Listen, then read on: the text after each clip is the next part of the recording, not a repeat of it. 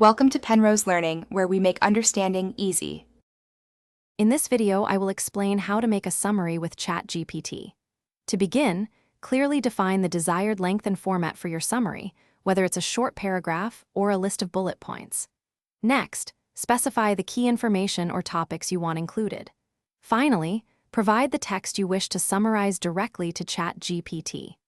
This initial step is crucial for guiding the AI effectively and achieving your desired outcome from the start. Once you have an initial summary, you can easily refine it.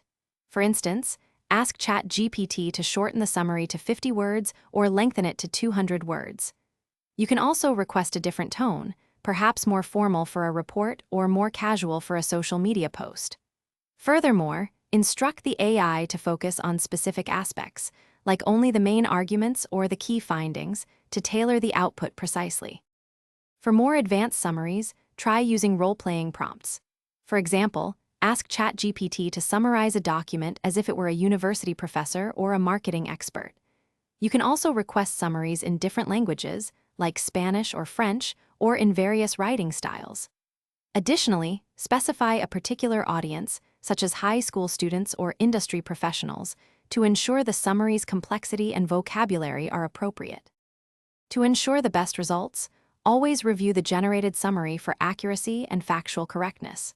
For very long texts, consider breaking them down into smaller, manageable sections and summarizing each part individually before combining them.